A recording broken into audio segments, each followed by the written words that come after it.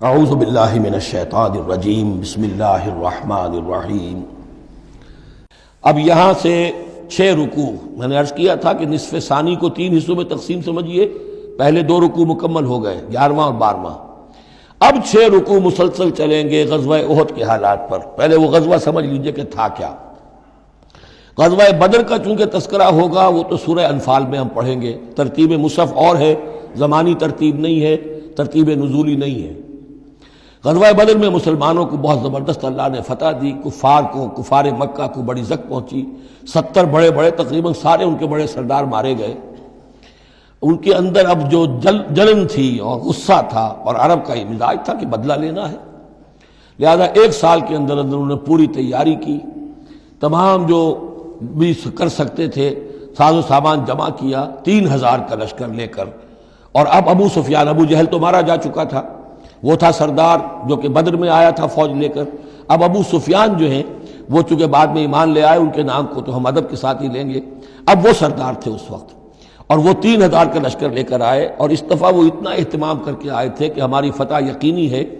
اپنے بچوں کو، خاص طور پہ خواتین کو بھی ساتھ لے کر آئے، تاکہ ہمارے اندر غیرت رہے کہ ہماری عورتیں بھی ساتھ ہیں، اگر کہیں میدان سے ہمارے قدم اکھڑ گئے تو ہماری عورتیں جو ہے وہ قبضے میں چلی جائیں گی مسلمانوں کے۔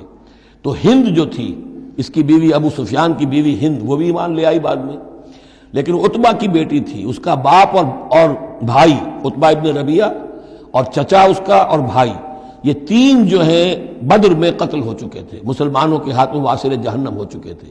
تو ہند کے سینے کے اندر بھی انتقام کی آگ تھی۔ باقی تو یہ کہ کوئی گھر بچا ہی نہیں تھا مکے کا جن کا کوئی نہ کوئی آدمی مارا نہ گیا، اور 70 آدمی مارے گئے تھے۔ اب یہ جب لوگ آئے ہیں تو ادھر حضور نے مشورہ کیا صحابہ سے کہ کیا کرنا چاہیے، لشکر آ گیا 3000 کا۔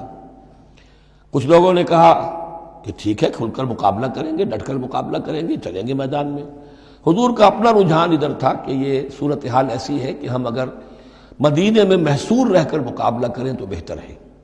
لیکن جو لوگ بدر کے بعد ایمان لائے تھے، ایک تو ان کا جوش و خروش تھا، ان کا ہمیں تو شہادت چاہیے، ہمیں آخر اس موت سے کیا ڈر ہے، شہادت ہے مطلوب و مقصود مومن، نہ مال غنیمت نہ کشور کشائی۔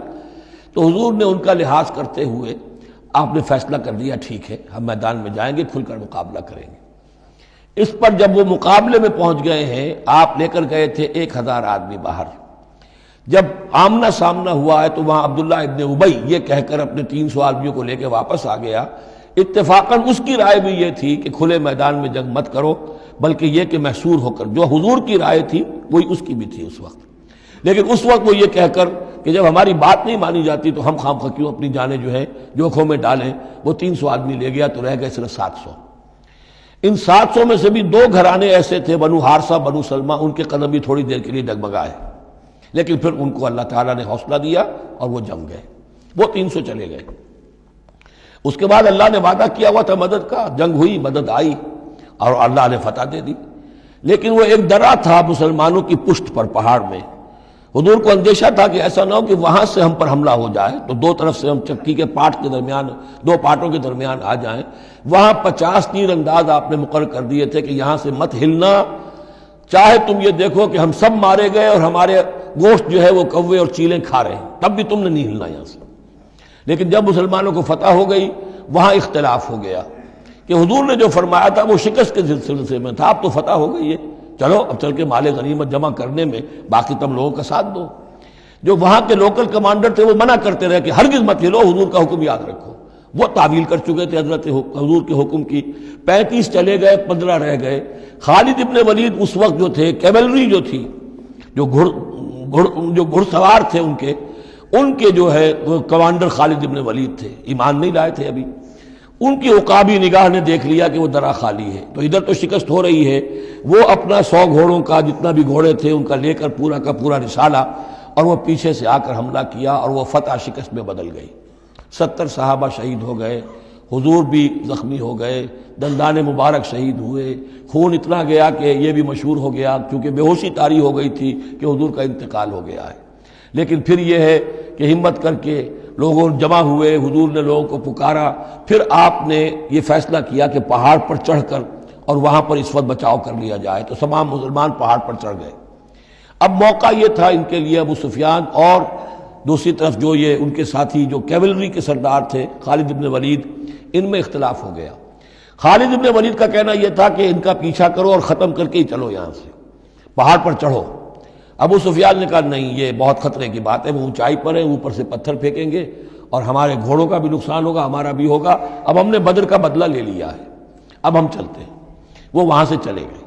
بہرحال یہ ہے پورا سلسلہ کہ جس کے اب واقعات اس میں آئیں گے، تو ایک سکیچ میں نے آپ کے سامنے رکھ دیا ہے۔